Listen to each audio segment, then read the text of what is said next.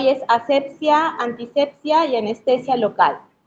Bueno, lejos de hacerles de repente un bagaje extenso de la parte teórica, me gustaría el día de hoy que ustedes se lleven cosas puntuales, lo más importante de este tema, y sobre todo con evidencia científica, actualizaciones que ustedes puedan llevar a cabo en su práctica clínica, que les sea de utilidad, ¿de acuerdo? ¿Esto es táctil? Muy bien. Este es un artículo bastante curioso, es un artículo bastante breve también, donde nos dicen que mediante una fotografía o una imagen nosotros podríamos ser conscientes de la evolución que ha llevado la medicina a lo largo de los años. ¿Qué es, por ejemplo, lo que ustedes pueden ver aquí en esta imagen? Antigua, muy antigua, ¿no? ¿Qué es lo que les llama la atención? ¿Dónde creen que están? ¿Qué están haciendo?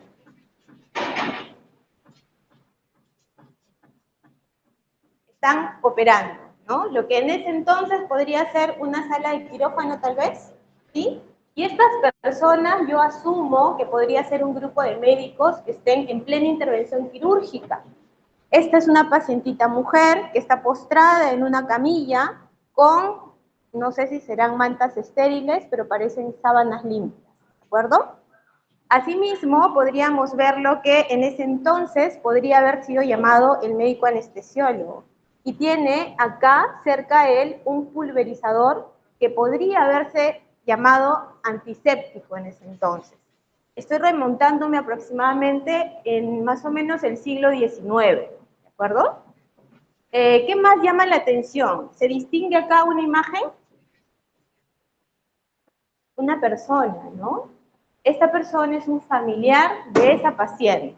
En este quirófano, hay que llamarle así, en este quirófano se encuentra el familiar esperando el término de la intervención quirúrgica. Si hacemos nosotros una comparativa entre nuestra época actual, ustedes ya me dicen que ya han visitado hospital, ¿cierto? Si hacemos una comparativa, ¿qué llamaría la atención, chicos? Evidentemente todas las cosas han cambiado. Si nosotros entramos a una sala, a un centro quirúrgico, jamás podríamos visualizar esto ya. O sea, médicos vestidos tal vez con su ropa que van en la calle, ¿no? Sin ningún tipo de protección ni bioseguridad. Pacientes, solo con, esto debe tener una torbillita con éter, con cloroformo, que está a la mala, siendo dormido ese paciente. Muchas de estas complicaciones en esa época son muertes por un dolor que no se podía tolerar, muertes por infecciones debido a la falta de asepsia y antisepsia. ¿De acuerdo? Entonces, así comenzó la medicina en aquellos años, chicos. ¿Ah? Y eso es lo importante de esta imagen. Todo lo que nos dice cómo es que a lo largo de los años hemos ido avanzando en demasiados aspectos, tanto quirúrgicos, epidemiológicos y etcétera. ¿De acuerdo? Muy bien, entonces, hablando de me moví un poquito creo la diapositiva, hablando un poco de historia, solo cosas puntuales, tenemos que, por ejemplo, personas bastante importantes ya estaban como que vislumbrando que era importante identificar ciertos patógenos y que estos patógenos propiciaban las enfermedades, las infecciones, ¿de acuerdo? Había gente que de repente comenzaba a hervir ya las herramientas que se usaban mucho más adelante para ciertas curaciones, ciertos cortes quirúrgicos, ¿de acuerdo?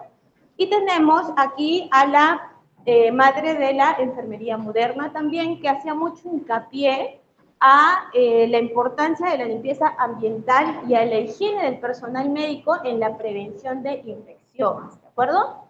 Entonces, vamos a ver que a partir del año 1818 ya se comienzan a generar nuevos conceptos. Hemingway, él observaba que había pacientes en el área de ginecobstetricia que recién habían dado a luz, por parto vaginal seguramente. Entonces comenzó a evidenciar que días posteriores estas pacientes comenzaban a hacer una fiebre, que la llamó fiebre puerperal. De repente los ciclos más avanzados ya que están llevando gineco podrán entender esto un poco mejor.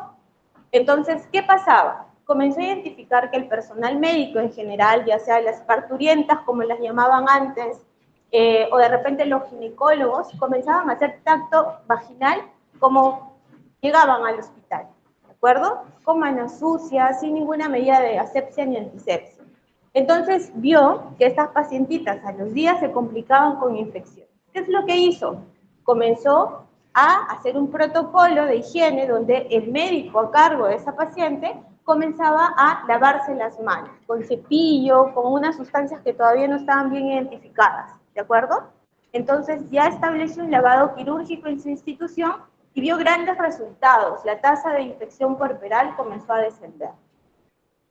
Posterior a eso, también se comienzan a generar varios antisépticos, ¿de acuerdo? Estos aerosoles que eran pulverizados después en frasquitos.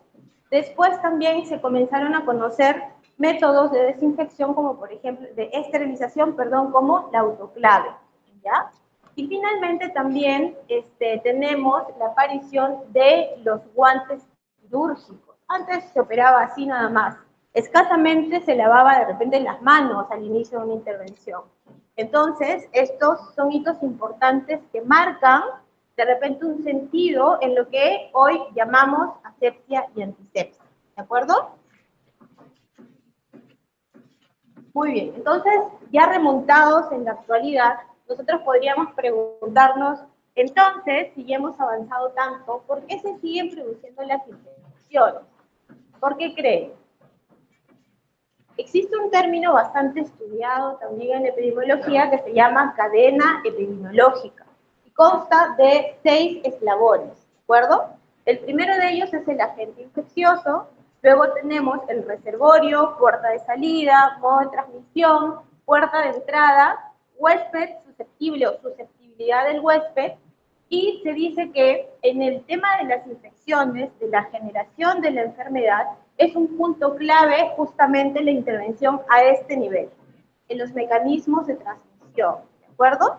Entonces, si yo de repente interrumpo este eslabón y no dejo que se genere esta cadena epidemiológica, lo que voy a hacer es disminuir la tasa de infección, porque yo lo que voy a hacer es evitar que se propague de un huésped a otro la enfermedad. ¿De acuerdo? ¿Y cómo hago eso? ¿Cómo elimino ese eslabón? Con los métodos de higiene de manos, desinfección, limpieza y esterilización. ¿De acuerdo? Ay, yo estoy que me voy a la laptop. Nada más. Bien, entonces definamos puntualmente lo que es asepsia y antisepsia. Según la CDS, que es el Centro de Control y Prevención de Enfermedades, y la OMS, que ustedes la conocen muy bien, la asepsia es la prevención del contacto con microorganismos, es el conjunto de técnicas y prácticas destinadas a mantener áreas materiales, equipos o tejidos libres de agentes infecciosos. Asepsia sin microorganismos, ¿de acuerdo?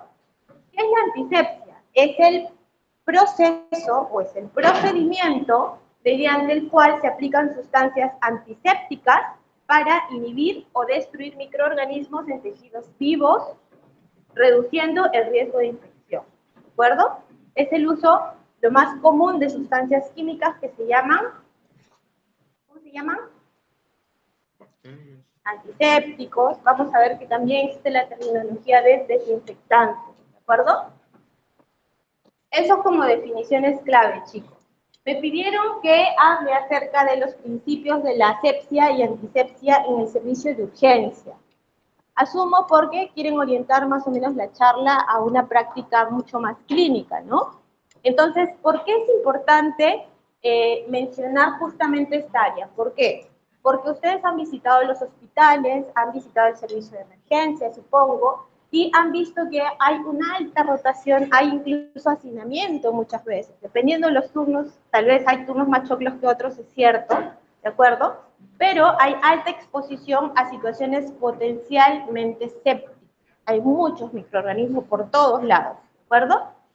Hay también gente que tiene diferente procedencia, gente que viene de la sierra, de la selva, etcétera, y que tiene diferentes niveles de colonización bacteriana, ¿de acuerdo? Además, también en esta sala de urgencia o emergencia, ¿qué es lo que pasa? Se intervienen y se realizan procedimientos invasivos, ¿cierto? ¿Cuáles son los procedimientos invasivos? No Hay los sencillos, hay los complejos. ¿Colocar una vía periférica será un procedimiento invasivo? ¿Qué dicen? ¿Sí? Realizar una curación de una herida, una sutura, ¿será un procedimiento invasivo? Sí, chicos, todo eso es un procedimiento invasivo, ¿de acuerdo? Y justamente este es el área donde más se ve estos procedimientos. ¿Qué más? Y bueno, el médico tiene que estar capacitado, generalmente, pues, ¿quién está en emergencia? El emergenciólogo, ¿cierto? Debe estar capacitado para tener esa capacidad resolutiva y esa mente ágil y un poco estoica también para poder llevar la atención de calidad de los pacientes que llegan a esa área. Y por lo tanto, también debe de tener un conocimiento amplio en lo que es el protocolo de manejo de asepsia y antisepsia. ¿Por qué? Porque ya ven que esta área es clave para justamente la generación de infecciones en los pacientes. Y no solo en los pacientes, sino que también en todo el personal de salud. ¿Sí?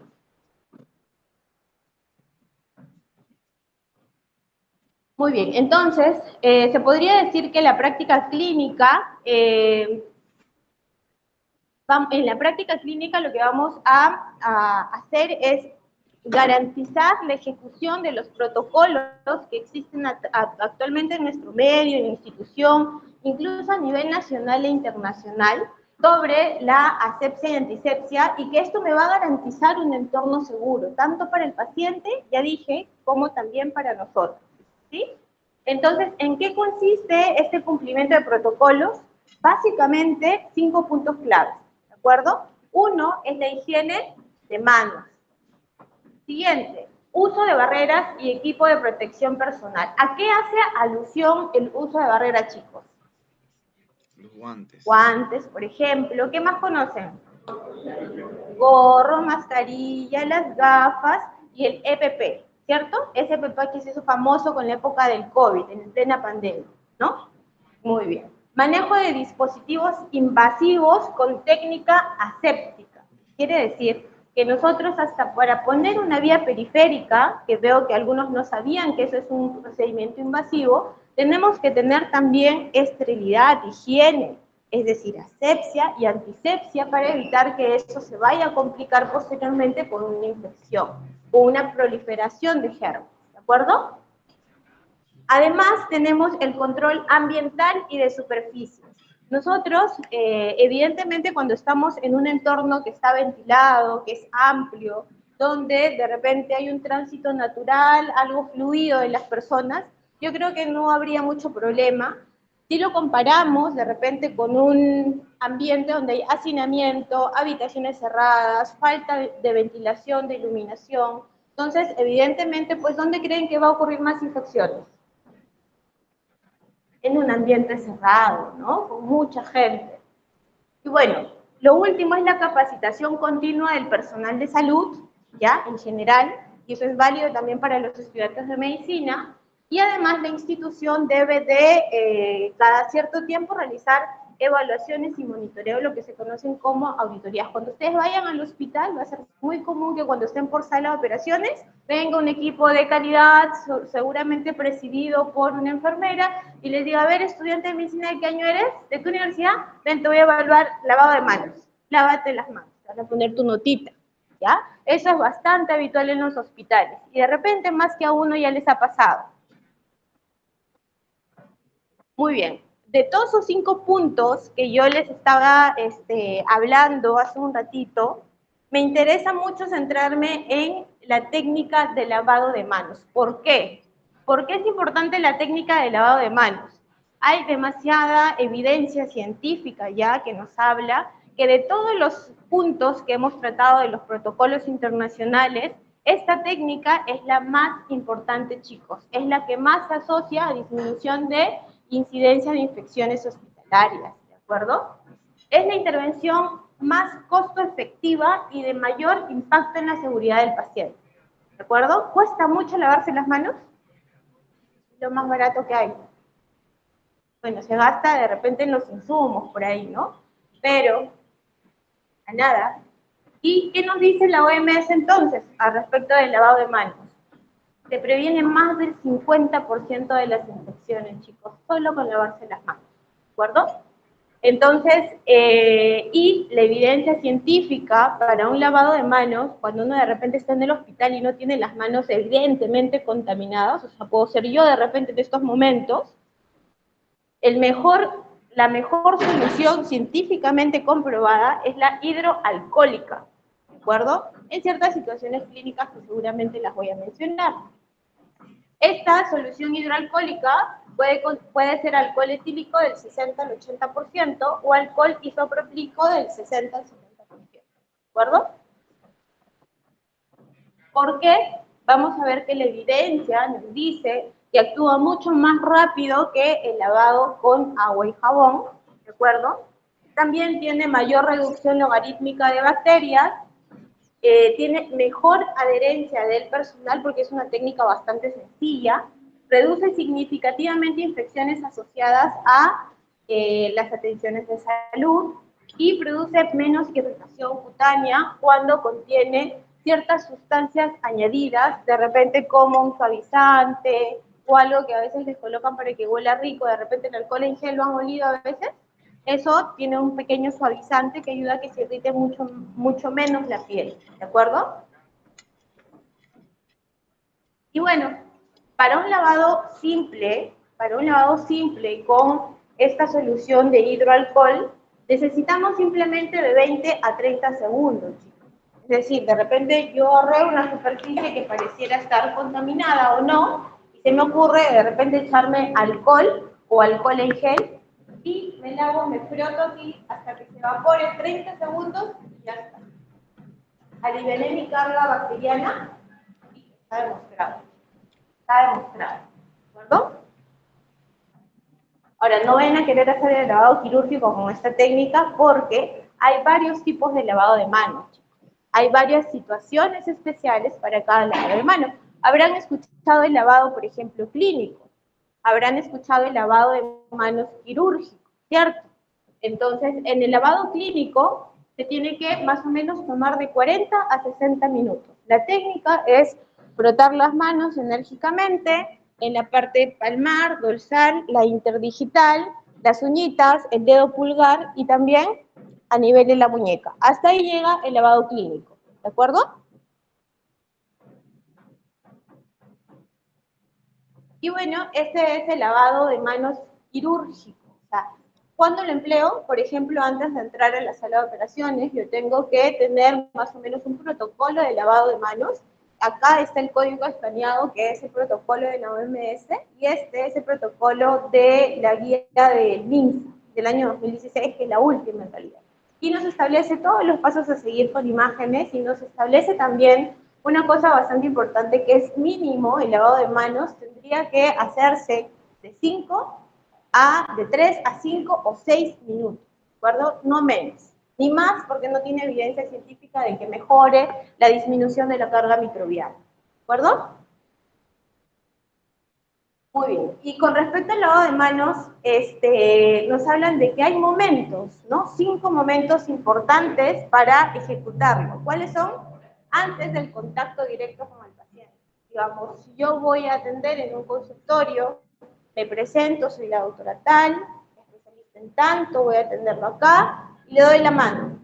Yo le daría la mano sucia a mi paciente. Antes de atender y tener contacto con el paciente es el primer momento del lavado de manos, ¿de acuerdo? El segundo momento, antes de realizar una tarea limpia o aséptica, luego, después de la exposición de líquidos o fluidos corporales, como es evidente. 4, después del contacto con el paciente, y 5, después del contacto del entorno del paciente. Muchas veces, si estamos en emergencia, por ejemplo, atendiendo a un paciente, le estamos haciendo un triaje, por ejemplo, ¿no? Viene un paciente que se mareó, de repente tuvo, no sé, algún vértigo, lo que se me ocurre, y ustedes tomaron funciones vitales. ¿Ustedes cómo creen que esté ese manguito que insufla la presión? De paciente, con este calor que hace, del sudor pasándose de paciente a paciente, y luego ustedes agarran ese manguito, luego se agarran la cara, ¿cómo creen que está? Súper contaminado, ¿no? Entonces, mínimo, después que yo agarro todos esos insumos, tengo que desinfectarme la mano con el método que les hablé al inicio, por lo menos alcohol. Si tienen alcohol en solución o alcohol en gel, está bien, mínimamente, ¿de acuerdo? Muy bien, el otro punto a tratar es la preparación del campo estéril. ¿Qué es el campo estéril? Son el conjunto de medidas que van a estar destinadas a crear un área libre de contaminación microbiana antes y después de un procedimiento invasivo. Lo más chiquito de repente que se me ocurra es la colocación de una vía periférica. ¿Ustedes han visto? ¿Quiénes han canalizado ya vía periférica? ¿Nadie? Están tímidos hoy día. Ya. Por ahí un gatito que ha canalizado. Ya pronto van a canalizar, no se preocupen.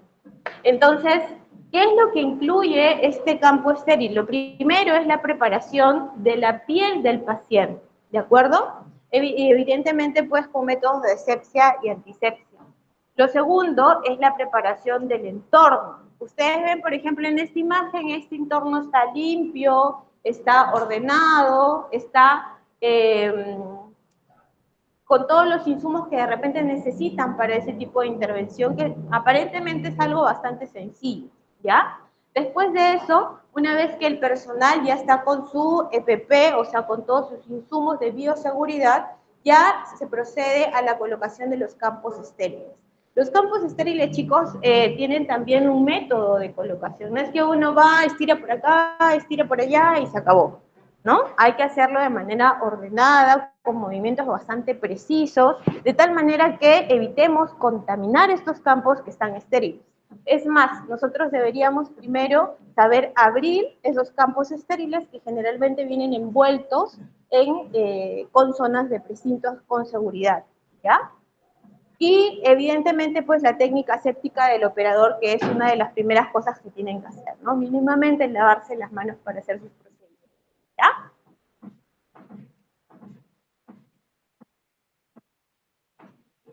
Muy bien. Entonces, para la preparación de la piel, nosotros vamos a tener muchas sustancias que se conocen como antisépticas, que lo vamos a ver más adelantito en un cuadro resumen, ¿de acuerdo? Pero nuevamente, ¿qué nos dice, chicos, la evidencia científica? La evidencia científica ya nos habla a partir del 2020 en adelante que el mejor antiséptico para preparar la piel es la clorhexidina, del 2 al 4%, ¿de acuerdo? Eso es lo que nos dice porque hay una mayor reducción logarítmica bacteriana, sobre todo esto que no tienen otros, que es el mayor efecto residual, ¿de acuerdo? Y evidentemente pues una menor tasa de bacteriemias asociadas también a la colocación de catéteres, ¿ya? ¿Cuál es la opción? Vamos a ver más adelante que hay otra parte de la clorhexidina, las soluciones yodadas, de repente el alcohol, ¿ya? Pero si nosotros tenemos en nuestra institución, ¿cuál escogerían? Clorhexidina, ¿de acuerdo? Entonces, ¿cuál es la técnica correcta para preparar la piel, chicos? Primero, que nosotros debemos estar con las manitos limpias, ¿ya? Segundo, tenemos que calzarnos guantes estériles para tocar una mano que está de repente con una herida, ¿de acuerdo? Vamos a aplicar este antiséptico con una fricción no tan fuerte y vamos a limpiar de adentro hacia fuera, sin regresar nuevamente hacia la parte central. De adentro hacia afuera y boto, de adentro hacia afuera, ¿de acuerdo? Y evidentemente también pues no vamos a de repente estar curando porque yo los veo incluso cuando son internos que ustedes limpian su herida y luego están soplando ahí, o sea, no chicos, y tampoco echándole airecito porque le ardió, no, tampoco, eso es foco de contaminación. Muy bien, y si se trata de una herida quirúrgica, algo que es en sala de operaciones se recomienda limpiar una zona con un diámetro de 10 centímetros aproximadamente, a la herida donde se va a hacer la incisión, ¿ya? Y bueno, estas son, en realidad, son metaanálisis que nos habla de la comparación que hay entre las sustancias de clorhexidina y las sustancias yodadas, como el yodo povidona, que es muy, muy frecuente en nuestros hospitales, ¿ya? Felizmente, por ejemplo, en mi hospital, en el regional, sí tenemos ambas.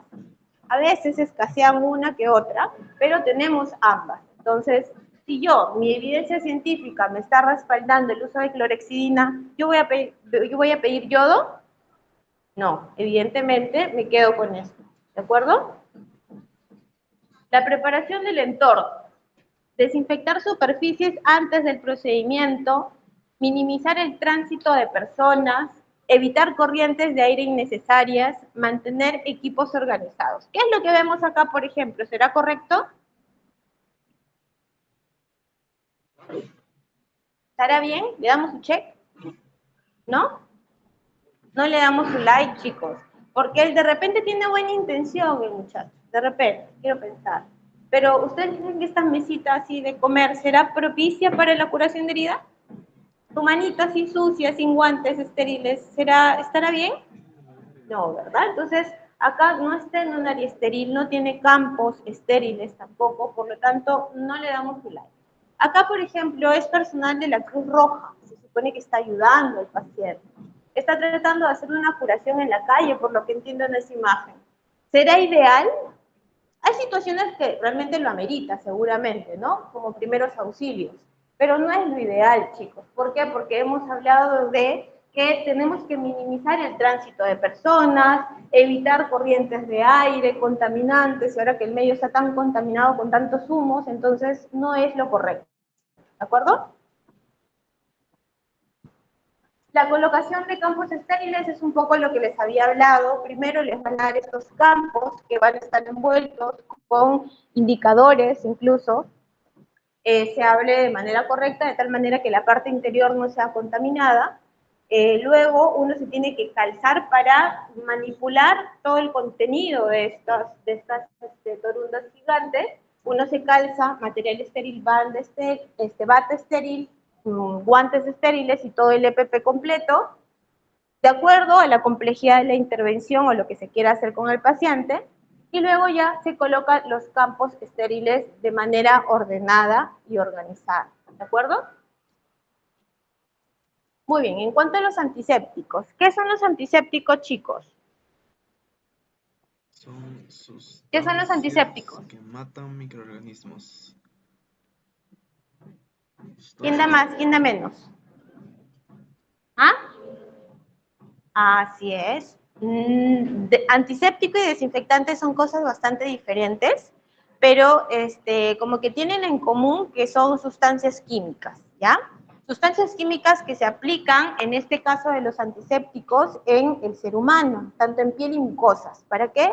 Para disminuir toda la carga bacteriana, ¿de acuerdo? Y no solo bacteriana, vamos a ver qué otras cargas. Y bueno, en esta parte les he visto, bueno, este es un artículo bastante interesante donde me presentan una tabla a modo de resumen con los puntos bastante claves que por ahí a veces suelen venir en los exámenes, ¿ya? De aquí para allá, no se vayan a confundir, estos son antisépticos, pero de acá para acá son desinfectantes.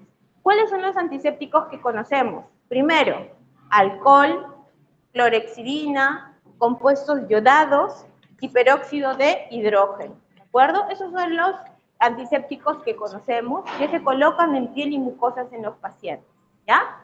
La clorexidina, que es el gol estándar, es el más recomendado actualmente, tiene un espectro de acción, miren a qué nivel. Mejor que los demás, pero no contra esporas, ¿de acuerdo? Esa es la limitación. ¿Cuál es la diferencia con el mejor desinfectante que existe en nuestro medio? Presten atención acá. Este es el glutaraldehído, ¿de acuerdo? Es un desinfectante que se puede aplicar a materia inerte. Por ejemplo, si yo hago un procedimiento endoscópico o una CEPRE, ¿ya? Utilizo una duodenoscopio, que es ese tubito que le meten por la boca, ¿sí? ¿Lo han visto alguna vez? Y entonces eso, imagínense, con toda la secreción del paciente está contaminado, ¿no? ¿Vamos a meterlo así sucio a otro paciente? Imposible, tenemos que desinfectar. Entonces, las estructuras o algunos materiales que no pueden ser sometidos a altas temperaturas, como por ejemplo el autoclave, son sometidos con esta sustancia del glutaraldehído. ¿Qué es lo que mata? Miren, El espectro de acción es bacterias, hongos, virus, micobacterias y esporas. ¿De acuerdo? Esto es desinfectante y estos son antisépticos. ¿Ok? Muy bien, entonces a la hora de elegir un antiséptico yo tengo que tener en cuenta el espectro de la actividad antimicrobiana, cuál es el tiempo que tarda en hacer el inicio de la acción, o sea, su efecto, cuál es el efecto residual, cuál es la interferencia del material orgánico con la actividad del antiséptico, cuáles son los efectos secundarios a nivel local y sistémico, y cuál es la compatibilidad con otros antisépticos. Y evidentemente también el tema de precio es bastante importante, ¿de acuerdo? Entonces, acá, adicional a lo que ya se les había presentado, hay un cuadro que compara tanto el periodo de latencia, que es la velocidad de inicio, como la actividad residual. Excelente para la clorexidina, ¿de acuerdo? Muy bien, entonces este es un resumen que se hizo con respecto a los aspectos claves del alcohol, chicos. Acá está el mecanismo de acción, que es lo que hace, reduce la tensión superficial, desnaturaliza las proteínas y destruye la membrana celular, ¿de acuerdo? ¿Dónde está indicado? ¿Ustedes cuándo han visto que se utiliza el alcohol, chicos? ¿Han visto a las enfermeras que cuando colocan su vía, limpian con una torumbita estéril y alcohol? ¿Han visto a los técnicos de laboratorio que cuando toman muestra, aparte de hacer su ligadura, limpian con algodoncito de alcohol?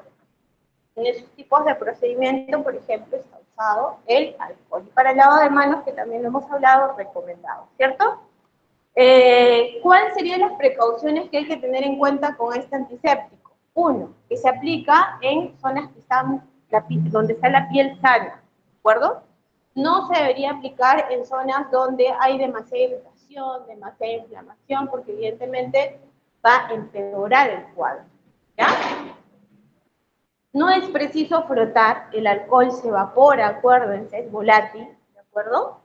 Y además hay que tener en cuenta la toxicidad del alcohol isopropílico, que es de 2 veces superior a la del etanol, ¿ya?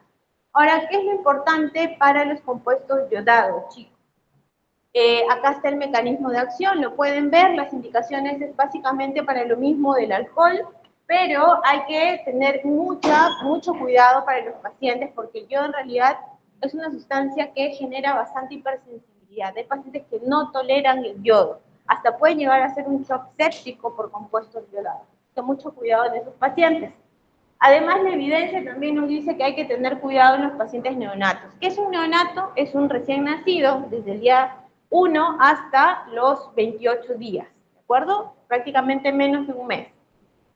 En mujeres embarazadas y lactantes se debe evitar el uso de forma prolongada. ¿Por qué? Porque este yodo va a atravesar la barrera hematoplacentaria, ¿de acuerdo? Y puede llegar al feto. Y en las mujeres que lactan y que son sometidas varias veces o un tiempo prolongado a estos compuestos yodados, ¿qué pasa? Comienzan a excretar a través de la leche y obviamente el niño lo consume también, siendo peligroso y enfermo. En los pacientes que cursan con una quemadura con un porcentaje mayor de 20% de superficie corporal, tampoco se indica este medicamento, este antiséptico, y pacientes con insuficiencia renal, hepática, trastornos tiroideos y pacientes que consumen litio. Tanto los compuestos yodados como la clorexidina hay que tener mucho cuidado de no ser administrados en todo lo que es ojos ni mucosa oral. Por ejemplo, cuando doy anestesia a los pacientes que son sometidos con rinoplastía, generalmente los cirujanos plásticos suelen usar bastante yodo en cara, ¿no? Como método antiséptico. Entonces, imagínense que el yodo comience a ingresar por las narinas y llegue a fosas. Imagínense que ese yodo o clorexidina ingrese a lo que son escleras y córneas. ¿Qué pasaría? Quemaduras. El paciente podría perder la vista, y ha pasado, chicos, ha pasado. Por eso es que tenemos que tener cuidado nosotros los anestesiólogos de que cuando están haciendo su antisepsia en el rostro de los cirujanos plásticos, tenemos que hermetizar bastante bien los ojitos, la boca y la nariz, ¿de acuerdo? Ahí está. Muy bien, anestésicos locales, chicos, es el último punto que se me solicitó hablarles. En realidad, si me pongo como anestesióloga a contarles todo anestésicos locales, me voy a demorar toda la mañana. Hay muchas cosas interesantes que decir. Sin embargo, les traigo las cosas puntuales que a mi criterio les van a servir mucho en su práctica clínica. ¿De acuerdo? Los anestésicos locales son fármacos que lo que van a hacer es inhibir la propagación del impulso nervioso. ¿De acuerdo? Para que duela, tiene que haber un estímulo y un impulso nervioso que lleve la información al cerebro, para que uno lo interprete como que, ay, me dolió, ¿cierto? El mecanismo de acción de los anestésicos locales es inhibir de forma reversible los canales de sodio dependiente de voltaje. Y si nosotros no permitimos con este anestésico local que el sodio que está en el extracelular ingrese al intra, no hay el cambio de potencial de acción, ¿cierto? No hay el cambio, no se genera el potencial de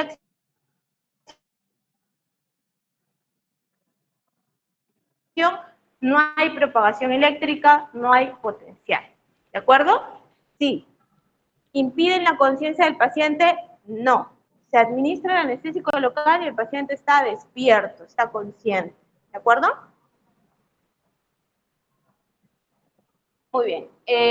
No les pienso hablar tanto acerca de la estructura química, pero sí es importante que la reconozcan, chicos, porque gracias a esta estructura química nosotros podemos diferenciar entre los dos grupos grandes de los anestésicos locales, es decir, los aminoamidas o las amidas y el grupo de los ésteres, ¿de acuerdo? Quiero que se quede en su cabecita que este es el grupo hidrofílico, ¿de acuerdo? Este grupo benceno se llama grupo hidrofílico. ¿Y para qué me sirve ese grupo hidrofílico, chicos? Esto se relaciona mucho con la liposolubilidad del anestésico local. Y mientras más liposoluble el anestésico local, mayor potencia farmacológica. ¿De acuerdo? Luego tenemos el enlace, que esto me diferencia entre amidas y ésteres. Tenemos la cadena intermedia y tenemos el residuo de la amina. ¿Ya? Cada uno va a tener una importancia clínica, por eso es importante que sepan ustedes reconocer una estructura química del anestésico local. Entonces, tenemos el grupo de los ésteres, chicos. El grupo de los ésteres es mucho más conocido antiguamente porque fueron el primer grupo que se descubrió, ¿de acuerdo? Ahí tenemos compuestos como la cocaína, la procaína, la tetracaína, que actualmente yo particularmente nunca he usado. ¿De acuerdo? Eso ya era de tiempo atrás. Pero ¿qué es importante aquí de este grupo de fármacos? Que se van a metabolizar a través de esta enzima que es la pseudocolinesterasa, ¿de acuerdo? Es un metabolismo bastante rápido donde la principal excreción del medicamento va a ser por la orina. Pero además tiene una particularidad. Se dice que cuando empleaban estos anestésicos locales en una época más antigua, los pacientes cursaban con muchas reacciones alérgicas, ¿de acuerdo? Incluso algunos morían por shock anafiláctico a causa de estos anestésicos locales tipo ésteres. ¿Y por qué?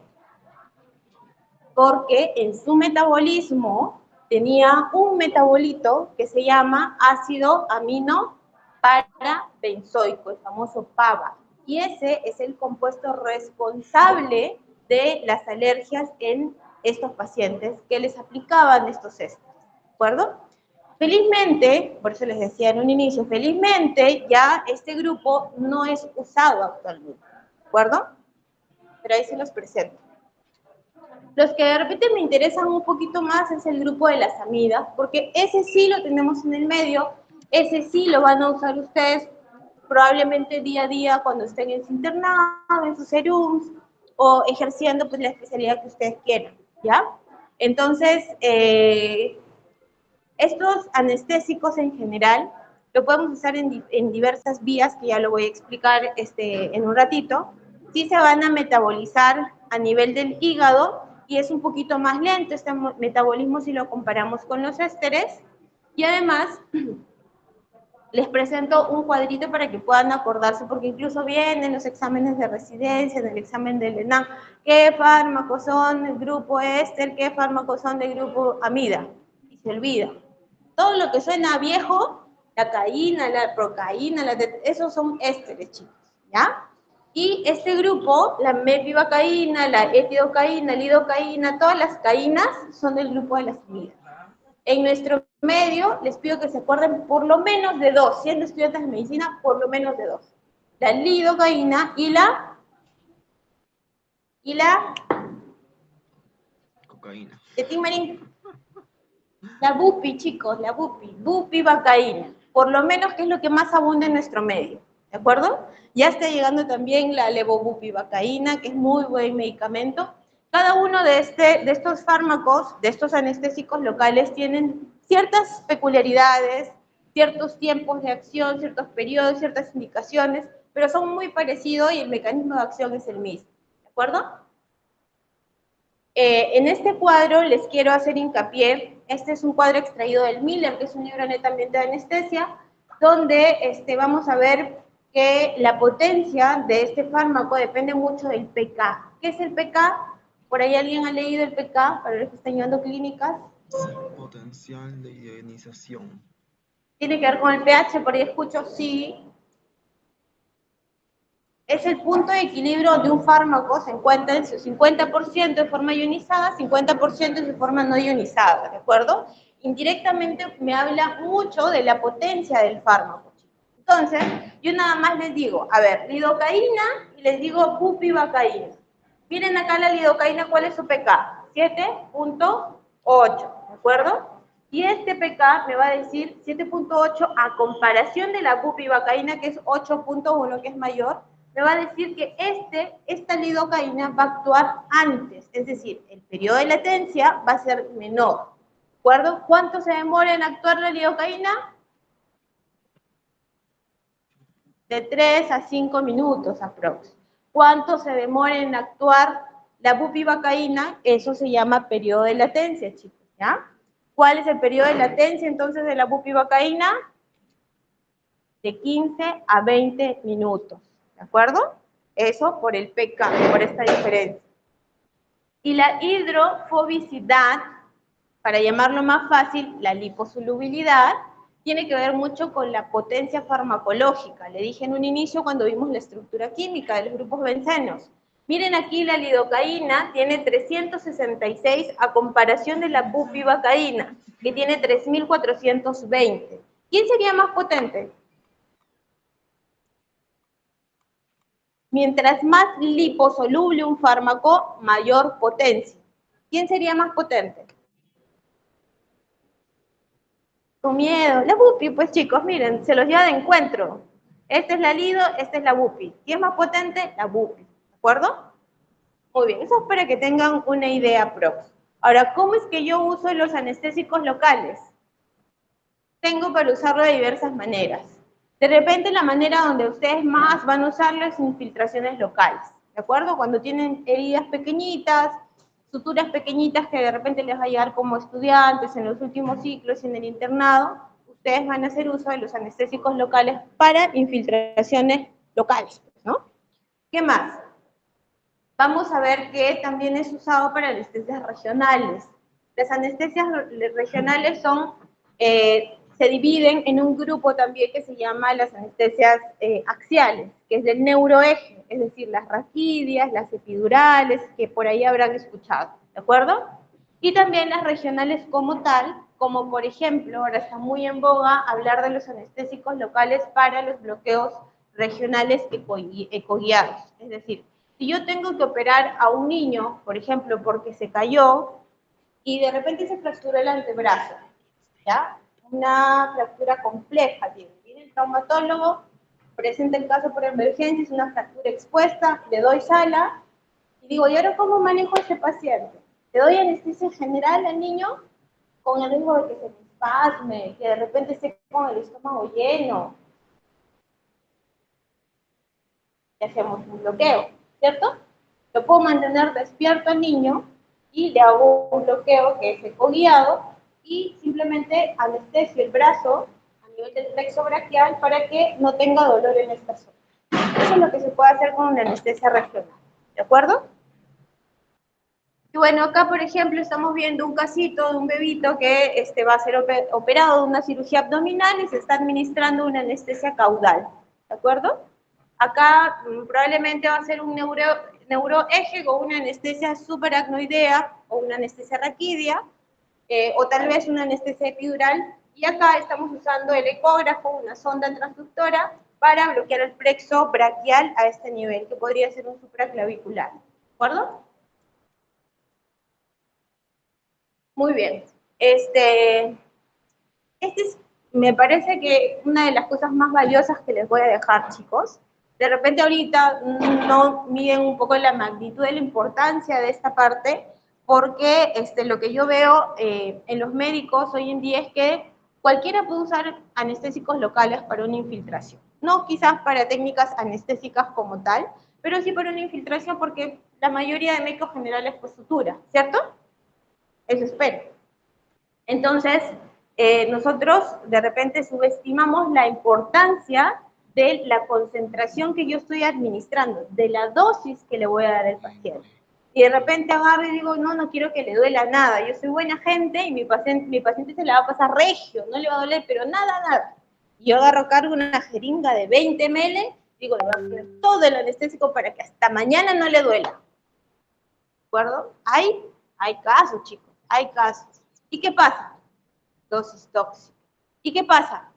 Paciente con toxicidad sistémica. Paciente terminó en paro cardiorrespiratorio reanimado y Dios sabe si va a salir.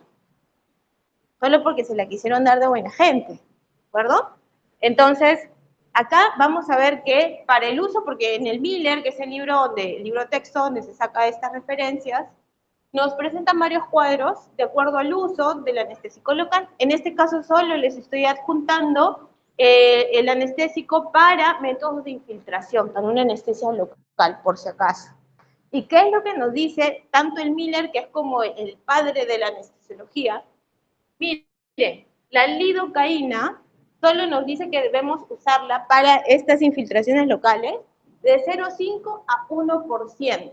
¿De cuánto viene el frasco de lidocaína? ¿Alguno lo ha visto?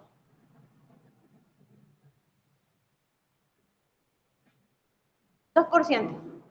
2%. Miren, cuando estén por ahí, miren, sean curiosos. La lidocaína viene al 2%, aquí en nuestro medio al menos, ¿de acuerdo? Entonces, lo que nos dice la evidencia es que la lidocaína debe ser administrada de 0,5 al 1% nada más. Y sin embargo, llenamos la jeringa de 20 con ese frasco que está al 2% y le metemos en el pobre dedo del paciente. ¿Ya? Eso para empezar. Ahora, existe, chicos, una dosis máxima. Por cada anestésico local, esto es una dosis máxima, tanto para la lidocaína y la bupivacaína. ¿Cuál es la diferencia? Nosotros tenemos anestésicos locales que son lidocaína o bupivacaína simple, o también habrán escuchado seguramente que tenemos lidocaína con epinefrina, por ejemplo, de los procedimientos dentales, si alguna vez se han hecho curación o extracciones dentales, usan bastante la epinefrina, ¿de acuerdo? Y la bupivacaína también con adrenalina. Entonces, la adrenalina es un potente vasoconstrictor, por lo tanto me va a permitir ampliar un poco el rango de dosis máxima y prolongar el efecto del medicamento, ¿de acuerdo? Si es una solución simple que no tiene vasoconstrictor, la lidocaína debería durarme solo de 30 a 60 minutos. ¿Cuánto les dije que era el periodo de latencia de la lidocaína?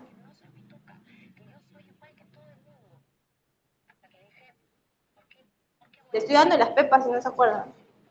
De 3 a 5, chicos, de 3 a 5. ¿Y por qué pretendo que se queden por lo menos con esos conocimientos? Porque cuando ustedes infiltran, ni siquiera le quieren dar tiempo, no le dan su periodo de latencia al medicamento y ya están cortando al paciente y el paciente está, ¡au! ¡Au! ¡Au! Porque no dejan actuar el medicamento, ¿de acuerdo? Entonces es importante que se queden con esa información. ¿Cuánto dura solo este tiempo? Salvo que lo usen con adrenalina, chicos. Dura el doble prácticamente. Y la bupivacaína dura de 120 a 240 minutos. Es más amplio el tiempo de duración. No varía mucho con adrenalina, pero sí aumenta ligeramente. Dosis máximas, por favor, aprendas. Dosis máximas depende si es un fármaco simple o con adrenalina, ¿ya? Acá un cuadrito más chiquito, resumen, guíense solo lidocaína y bupivacaína. Si es la lidocaína sola, es de 3 a 4 miligramos por kilo de peso. Es decir, si yo peso 60 kilos, digamos a 3. 3 por 60, 180 miligramos, no podría exceder de esos 180 miligramos para ese paciente. Para mí, que peso 60 kilos. ¿De acuerdo? Entonces, de ahora en adelante, si ustedes usen o de repente vayan a usar más adelante los anestésicos, por favor, calculen sus dosis máximas. ¿De acuerdo? ¿Por qué? Les hablaba de un término que se llama toxicidad, chicos. Entonces, pasa que, por ejemplo, con un bloqueo regional que les hablaba, que nosotros con un ecógrafo, indicamos con una agujita especial, que es una aguja ecoguiada, administramos el anestésico. Imaginemos que es un residente que recién está empezando, que no sabe mucho del tema, y lo que hace es darle mucho más volumen, o sea, mucho más dosis de lo que necesita ese paciente. Ya se excedió y no se dio cuenta que llegó a sus dosis tóxicas. Entonces, el paciente va a tener 3 estadios, ¿se acuerdan? Ah? 3 estadios. Signos premonitorios, fases de excitación, y la tercera es la fase de depresión cardiovascular, ¿de acuerdo? Y la otra ya no la cuenta, porque, ¿de acuerdo? Y eso no es que vaya a demorar, eso es inminente, es como que signos escalonados. Primero, ¿qué podría presentar el paciente? Un adormecimiento perioral, chicos, acá. Tiene como decir, no puedo, doctora, no puedo hablar, no puedo mover la boca, siento que me pesa. Comienza a hablar así, ¿ya? Y después dice, tengo así como que un sabor metálico, como algo en la lengua. Entonces, si ustedes escuchan eso, ya corran, chicos, para su vía aérea, porque ese paciente hace paro en cuestión de minutos. Ni minutos, segundos, ¿ya? Entonces, luego que pasa la fase excitatoria, el paciente comienza a convulsionar. Movimientos tónico-clónicos, pérdida de conciencia, y luego viene ya todo lo que es falla respiratoria, falla cardíaca, paro cardiorrespiratorio y muerte del paciente. ¿De acuerdo? ¿Por qué muerte? Porque lamentablemente el antídoto de los anestésicos locales no está disponible frecuentemente en nuestro medio. ¿Cuál es el antídoto de los anestésicos locales? Pregunta de examen de NAM.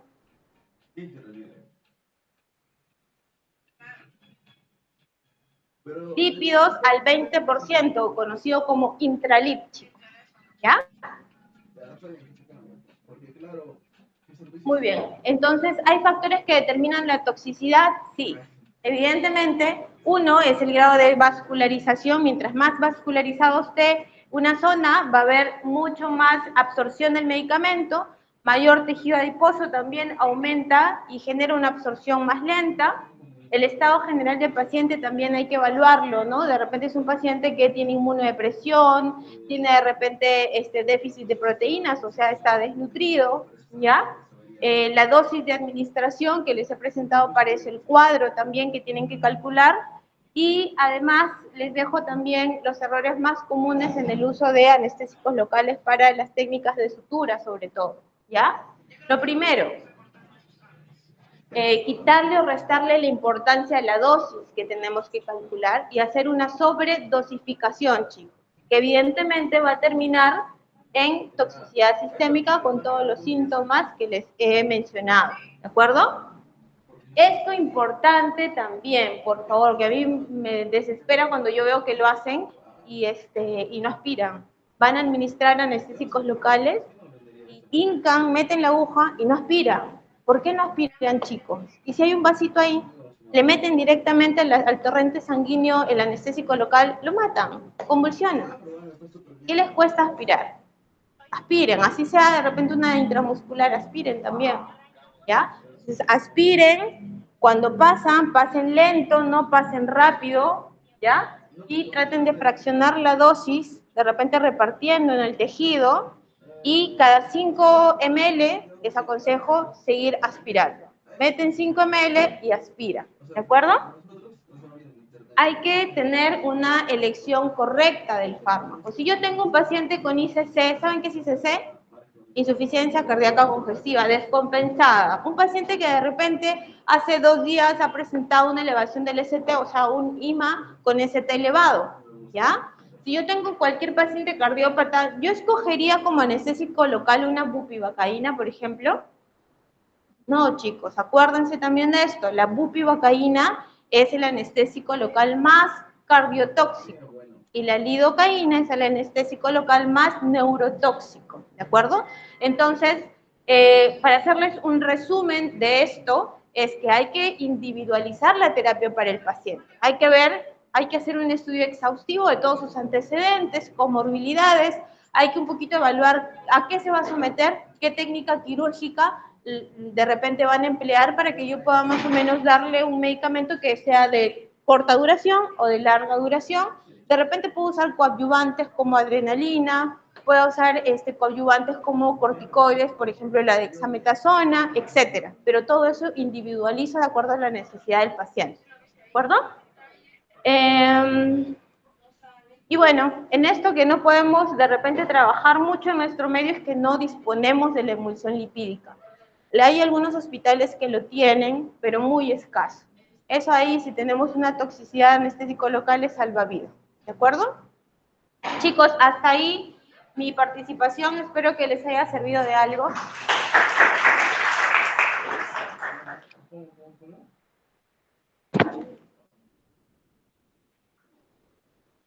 Adiós.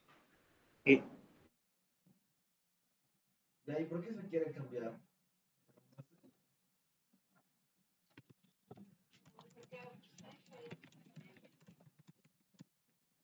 Lo que me pueden dar, ¿sabes qué es? Las promociones que tenemos ahorita es, digo, mira, por ese precio, 79.90. Chicos, bueno, con eso ya despedimos a la doctora Patricia, la que nos ha dado la ponencia de la teoría número 2, y con eso también se despide CPA Sociemón y Socian SUCB.